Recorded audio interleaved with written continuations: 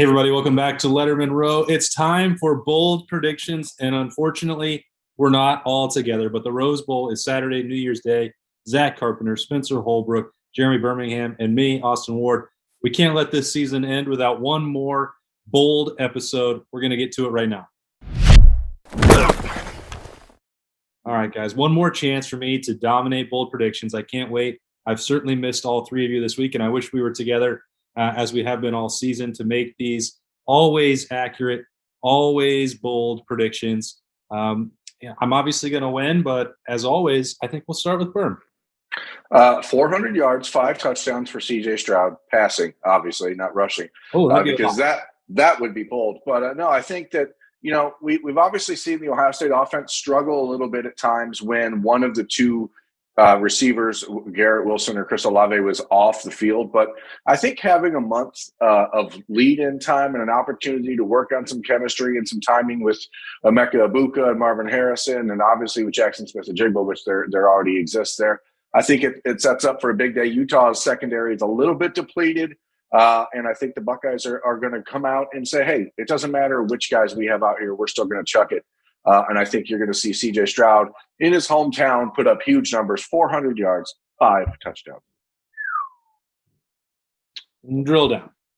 Yeah, drill down, Berm. There you go. I will kind of, piggyback off of that. 2 of those touchdowns, if C.J. Stroud is to have 5, it's going to go to Julian Fleming, a guy who I've talked about as a potential breakout candidate. I think he is the type of guy who's going to have a huge year next year as an outside receiver in this offense. And I think that it kind of gets off to a pretty good start a little early in the new year. I think Julian Fleming is going to have a really nice day. Give me 2 touchdowns for Julian Fleming. 2 one-yard touchdowns? I don't know how many yards they'll be. Maybe let's go 30. Drill down, Spencer. Let's go 30. Can one of those be on a pop pass, please, just for my sake? No. Just to make me happy. One of them will be 33 yards, and the other one will be 4 yards. Okay. If there's a pop pass touchdown, Zach, you know that's going to like Emeka Egbuka. Well, yeah, that maybe I'll have that be one of my bold predictions. But I actually go out to let the people in on some inside baseball. It's actually my off day today, but I clamored to be included in this video because I have a surprise for you guys. I got you a Christmas gift. So after the Michigan game, I went back. I actually did take the time to do this. I went back through all of our videos and I marked down each of our bold predictions that we said out loud. And I did a scoring system to come up with some bold prediction standings for the season. And this is going to make Austin happy and probably not Spencer, but the point system, I'm reading off my phone, for a correct prediction was 1 point. Extra boldness is a bonus point. And then the closest to, if you were close to getting the prediction correct, it was a half a point. And the closest score prediction was also a half point. And Austin is in the lead right now, going into the final game of the season. You don't say. We didn't really with my break system, we didn't really rack up the points. I mean, this isn't Buckeyes offense. It's more of like I don't know, Buckeyes defensive points allowed in 2019, I guess. But Austin is in first place with a booming 6.5 points. That's what I thought. I am in second with 6 points. Berm has 4.5 points, and Spencer coming in last with 2 points. I'm routinely the boldest, so I think that I should be gaining some extra points for my routine boldness. But either way, I appreciate you doing that, Zach. That's I actually did put some. Congrats on picking the Heisman Trophy finalist to have a good game against a depleted secondary. Ooh, oh yeah. See, I've decided to start taking your approach and just start picking the things that everyone knows. Every week I pick a punt return. I never get a for that. Come on. The last 5 weeks of the season, you predicted they wouldn't return a punt. Well, did we get any points for the season-long bold prediction? Because I got that one absolutely correct. I did not put the season-long or the mid-season ones in. So maybe I need to go back and do some more reflection. But this is also only on the videos where we were all 4 together, just so you know. It seems like an anti-Spencer bias to me. I actually I've tried to get him some more points. Definitely they just weren't coming. He should just make better predictions. I want these results audited. All right. Okay. Yeah. So Zach, what's actually your pick? I want to go with a guy that I don't talk about much on this show, and that is Court Williams. He is going to have his breakout game finally that I keep talking about all season. I think that was my season long bold prediction to start the year. I think I'm going to go with 2 interceptions for Court Williams. Well, that is bold indeed, sir. Just trying to be like you, Austin, trying to usurp your reign atop the bold prediction standings. I respect it. When you're looking at this Ohio State passing attack and not having Chris Olave and Garrett Wilson, I kind of joked with Jeremy Ruckert about this during the offensive media day earlier this week. But, hey, maybe this really is the game where they use the tight end because they have to, and he's one of the most veteran weapons that they have. So why not? Let's get Jeremy Ruckert to send off. I know that he's not had the season that he anticipated. He's dealt with drops. He got called out by the coaching staff a few times for not making competitive plays when Ohio State needed it. I think he's got a lot to prove here. He didn't want to opt out, didn't really have a draft stock that would allow him to do so at this point. And so all that plays into this. I think Ohio State will have to find different ways to get him involved, need to, especially in the red zone. So I have 3 touchdowns for Jeremy Ruckert in his last game at Ohio State. Any of them from the fullback position or? No, I think that is a good reminder of why Spencer is last in the bold prediction standings. It was one time. One time's enough times to make that prediction. People don't forget. I guess it's my turn again. So there's going to be 3 sacks by Jack Sawyer. Yeah, that's right. That's Jack Sawyer. That's all you got? Sometimes we like to mix in some insight. This one's extremely bold, obviously. He's one of 5 defensive ends that'll be playing in this game regularly. But I think that you're going to see, because the Buckeyes are lacking some depth at defensive tackle, I think you're going to see some guys move around on the line. And I think Jack Sawyer, if you put him at like a 3-tech and a little bit of a combo role, I think he could cause some havoc in there. I don't know for a fact that that's happening, but I figure he's going to have to be on the field a lot more than he has been in other games because the defensive tackle situation is so thin, with Haskell Garrett out, with Antoine Jackson out, with Teron Vincent still, trying to find a way to make a play. And I don't know that he's the type of guy that really fits the defense in this type of game when you know that Utah is going to be pounding you with the big offensive line and Tavion Thomas at running back. I think Jack Sawyer and JT Tuimoloau might be on the inside a little bit more. And I think if that happens, then I think you're going to see Jack Sawyer be a very difficult guy to guard from the inside. Yeah, when you were talking, Berm, about the depth at defensive tackle and 3 technique, JT Tuimoloau is the first one that came to mind. He's the guy of those 2. The way Ohio State's handled the true freshman, Jack Sawyer was more of the pass rushing threat, and you got into the run heavy games, and they wanted JT Tuimoloau out there. So I think both of them are going to have to play a lot, because I'm talking about 5 defensive tackles against a team that only wants to run all game long. That's not ideal. Spencer? I am going to take a page out of Austin's book since he's first in these standings. Cam Brown will have 4 pass breakups. I don't know if any of them be intercepted, but I think he's going to have 4 pass breakups. Cam is, simply put, the best corner on this team. And so I don't think this is too bold, but 4 is a lot. So, yeah, I don't really need much other explanation, but he's the best corner on the team. I know Denzel Burke is good, but Cameron Brown's pretty good. And so he's going to start off the new year with a pretty nice game, 4 pass breakups. How dare you? Well, yeah, you're a little jealous now, Austin. Salty. Well, it sounds like a great game. I mean, he's definitely going to have an interception, but that's beside the point. Maybe he'll have 2. Who knows? Who knows? That's the fun. So I haven't picked against Ohio State. I don't think any of us have predicted an Ohio State loss all season. In fact, every time I've made a prediction, it was a blowout Ohio State win. And I predict, I think Utah is going to wind up winning this game. I said this as my bold prediction to Austin earlier. We all know what the matchup is. It's been dissected enough. It's a run heavy, physical Utah offense that, similar to Michigan and similar to the losses Ohio State had against Oregon and Michigan this year, when their rush defense just failed them pretty miserably in both cases.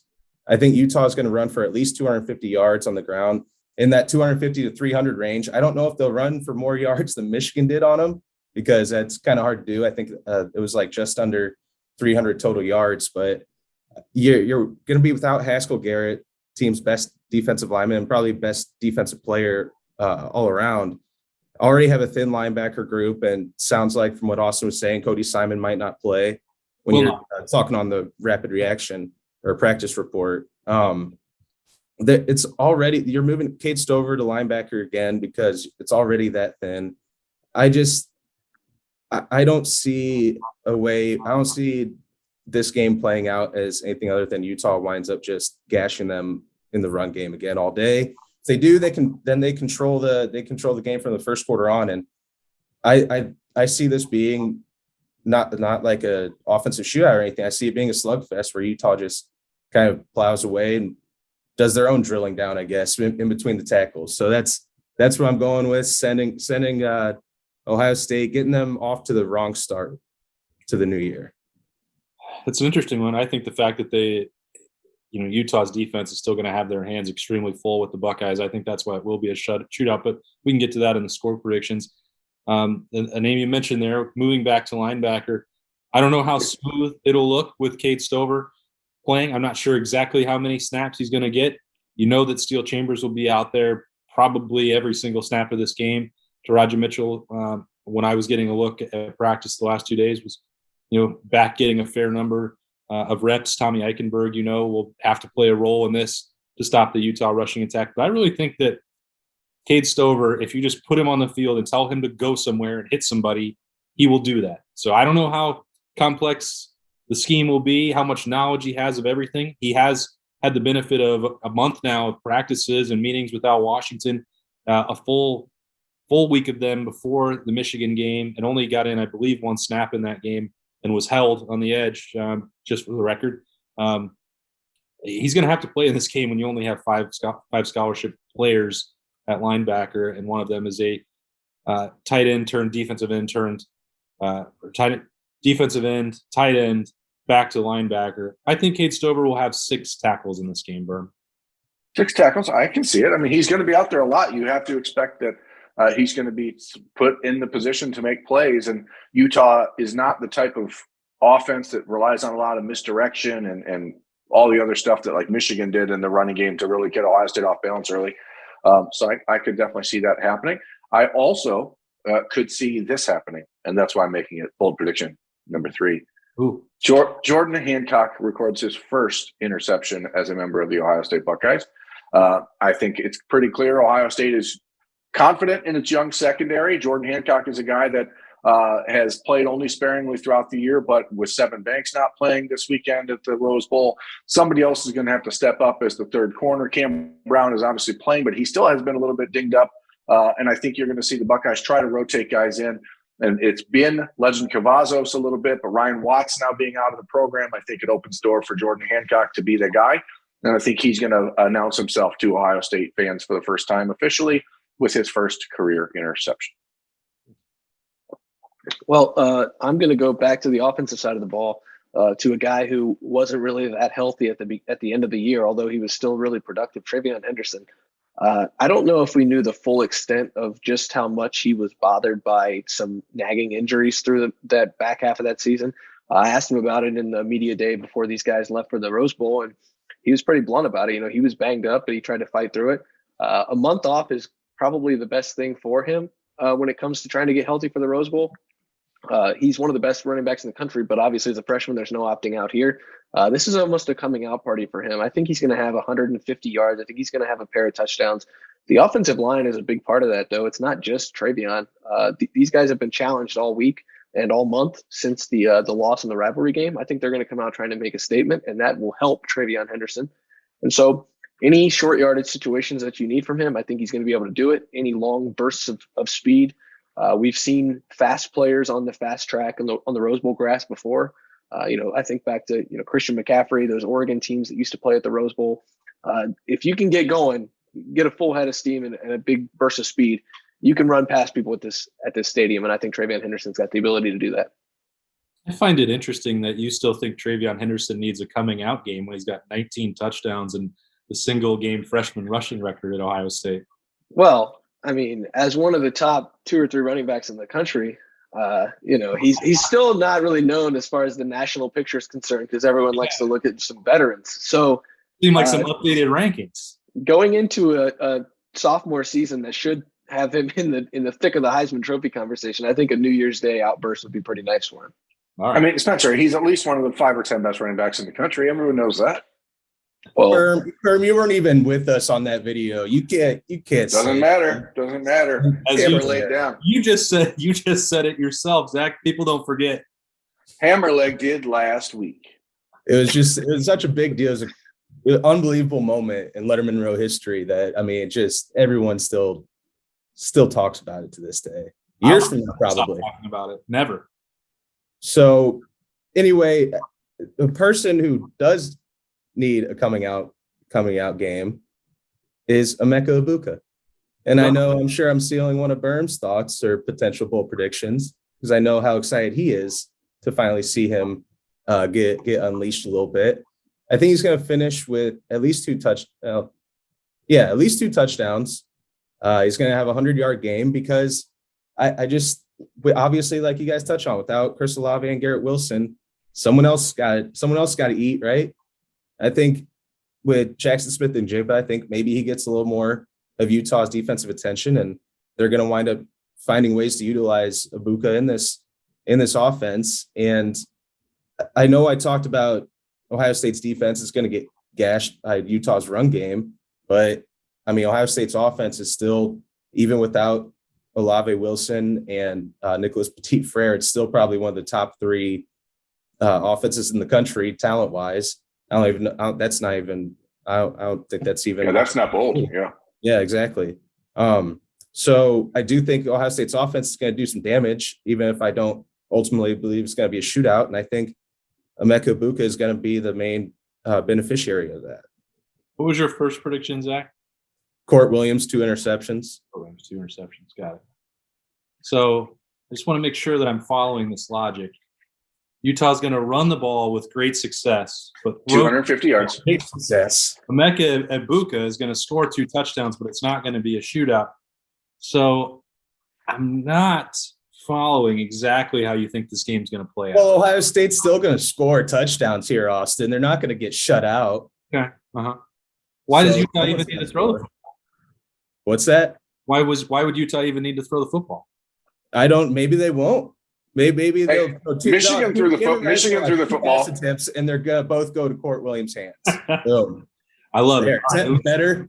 That's much better. Yes, I can follow that. I appreciate it. Sometimes you just have to be able to defend a bold prediction, and that's all I ask as the leader of this show. We need to take him down. We need to take him down in these standings, boys. Yeah, this guy needs to be taken down a peg. Did you guys know that Garrett Wilson also returned punts for Ohio State? So when he opted out, boy, did that leave a massive void for a team that has not returned a punt since 2014 for a touchdown. Just crazy. Chris Olave was fielding some at practice during this week, but he's also not going to be available to do that because he opted out as well. So that's going to put the onus potentially here on Jackson Smith and Jigba, and he is going to break the streak against Utah in the postseason with an electrifying punt return for a touchdown. Drill down. Bold prediction. Nobody wants to say it. No one wants to be the first to say it. Wow. Bold, cool. Austin. There you go. Cool. Right. Here's my bold prediction. It's going to actually be Cameron Martinez returning a punt return for a touchdown because he's going to, for some reason, be put back there to return punts this week, and he's going to do it. So that's taking your prediction, smack it up, flip it, reverse it. Okay, what are your scores?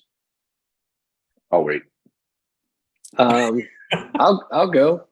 I think Ohio State's going to find a way to pull it. I think Ohio State's going to find a way to pull this game out. I've got 34-27. I think Noah Ruggles, if I can sneak a fourth one in there, might hit one from 50 plus. it's going to be nice weather for kickers. And so, my guy, Noah Ruggles, is going to be put the boot on the ball and get one in from 50 plus. So 34-27, I'll add that little fourth bold prediction there. I don't know about how nice that weather's going to be. Everything this week has been upside down in Southern California. Well, maybe that backs up my assertion that it's going to be a little bit of a slugfest there, Austin. Oh, there you go. Thanks for helping me back up my take. You're welcome. I think slugfest, however you want to describe it, I think it's going to be a little bit slower paced than we're accustomed to with watching this Ohio State offense. And my final score prediction is Utah 28, Ohio State 24, and it hurts it feels very dumb, not bold, to say that Ohio State is going to get limited to 24 points, but it's not like every game they put up 40 points. Right. So I know they're, like I said, they're as talented as they are, but I know we're on opposite sides of the coin. You think it's going to be a shootout. I think it won't be. So that's my feeling going into it. Monday, I said Ohio State 42-28 as we did Lettermen Live. I'm going to stick with that score. I realize the Buckeyes only have 63, 65 scholarship players. I realize all of the reason that people should doubt motivation and doubt their desire to really be in this game. And I just don't think that that's the case for the younger guys that are playing. I don't think that that's the case for the coaching staff that is coaching in a lot of cases for a job, whether it's at Ohio State or somewhere else next year. I think that this is the type of game where you have people who are professionals handling themselves professionally. And I think that, as I said, you're going to see CJ Stroud really do the work on Saturday. And it's a coming out party for Zach said, Emeka Egbuka. I think a big day for Travion Henderson as well. And I think the Buckeyes will win it 42-28. I think it will be a back and forth game until the fourth quarter, though.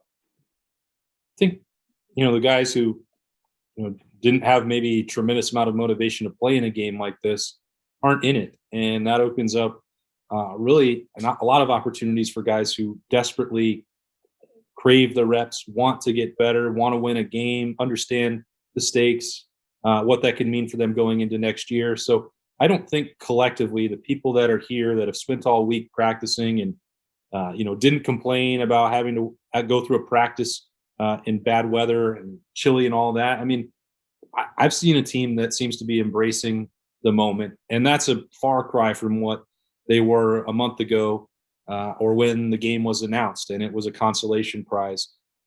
You still have to go out on Saturday afternoon here and back that up. And there are going to be clear challenges for them. We've outlined them all week, especially when you're talking about stopping Utah's run on the heels of a game where they couldn't do it against Michigan, and now they're even more shorthanded. I think, Utah is going to score points. I still have a hard time believing that they'll be able to stop the Heisman Trophy finalist, a collection of 4- and 5-star wide receivers, Jackson Smith and Jigba. You can make a case that through most of this season, at least if you go by the champion grades, was the most valuable to Ohio State in that group all year long. I think they're going to score. I think they're going to score a lot. And I think it's going to go back and forth. We've seen shootouts in this game before. I think we're getting another one on Saturday. I think Ohio State will win 51-45 in just a game that goes forever on New Year's Day. Looking forward to it. Wish that all you guys were with me. We've tried our best to provide some content with some limitations as we go along towards the Rose Bowl. Thanks for bearing with us. Hope you enjoy the game. Hope you have a happy New Year. For Zach, Spencer, and Berm, I am Austin Ward. This has been Bold Prediction. Stay with us for full coverage of Ohio State and Utah in the Rose Bowl on New Year's Day.